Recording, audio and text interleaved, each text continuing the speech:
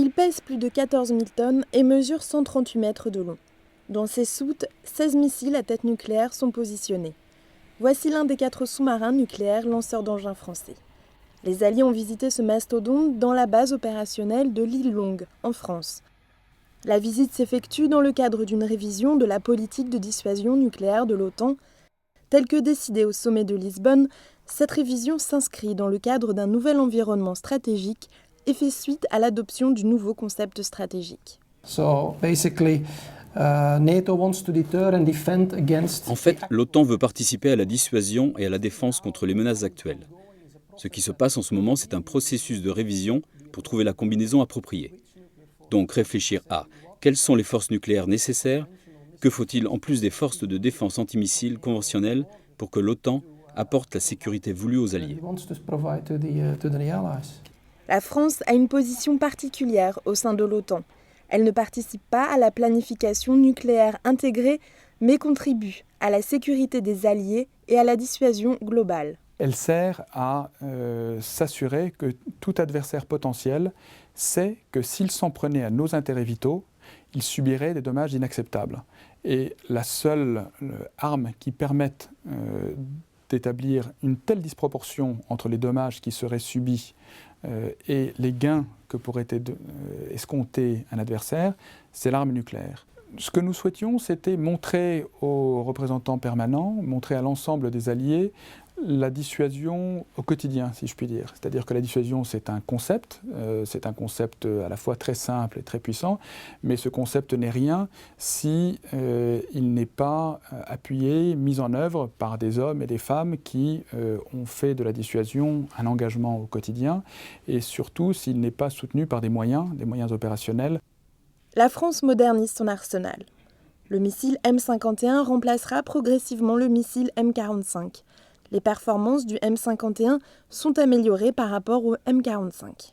Moderniser notre outil de dissuasion, c'est d'abord et avant tout lui conserver sa capacité. C'est-à-dire ne pas découvrir un jour que nous serons technologiquement dépassés et que nous ne saurons plus, par exemple, pénétrer des défenses antimissiles adverses avec nos missiles balistiques porteurs d'armes nucléaires. Équipés de ces missiles, les sous-marins se relaient pour des patrouilles de 2 mois et demi. Ils se diluent dans les mers avec à leur bord 110 membres d'équipage. Ces hommes sont formés et se tiennent prêts à tirer sur ordre du chef d'État français. C'est à peu près le seul ordre que peut recevoir le sous-marin pendant la patrouille. La communication est en effet limitée avec l'extérieur. À terre, personne ne sait où se trouve le sous-marin. En fait, seul le commandant du submersible connaît sa position.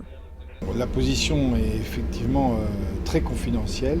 Le concept français est que ce sous-marin pourra justement renforcer son invulnérabilité. Le sous-marin doit pouvoir se diluer dans un vaste espace dans lequel justement la probabilité de le trouver soit très faible. Et donc le commandant est justement très libre de conduire sa patrouille comme il le juge nécessaire. Et aucune personne à terre en France ne connaît la position du sous-marin. Il n'y a comme ça aucun moyen de pression sur quiconque à terre pour essayer de savoir où se trouve le sous-marin. Autre caractéristique du sous-marin, sa discrétion. Il est indétectable sous mer grâce à son sonar passif qui écoute les sons mais n'en émet pas. Il ne fait donc pas plus de bruit que son mouvement sous mer.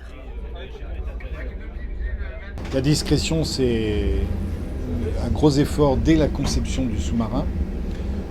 Le vecteur principal d'indiscrétion étant l'énergie acoustique rayonnée par le bateau, le bruit que fait le sous-marin dans la mer. Dès la conception, le constructeur s'est acharné à essayer de diminuer le bruit que va rayonner le sous-marin dans l'eau. Donc ça passe dès le départ par la conception de machines déjà silencieuses par elles-mêmes, et en plus montées sur des plots suspendus, isolant le bruit rayonné sur des carlingages. Les Alliés se sont familiarisés avec l'expérience française.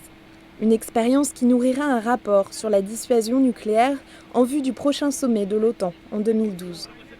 L'équipage, lui, s'apprête à passer plus de 2 mois dans ce sous-marin invisible, silencieux, prêt à activer l'arme la plus puissante et la plus meurtrière du monde, Mais les hommes restent sereins, car la vocation première de l'arme nucléaire est bien dans la dissuasion et non dans son utilisation. Laetitia Chadonna, à l'île Longue pour NATO Channel.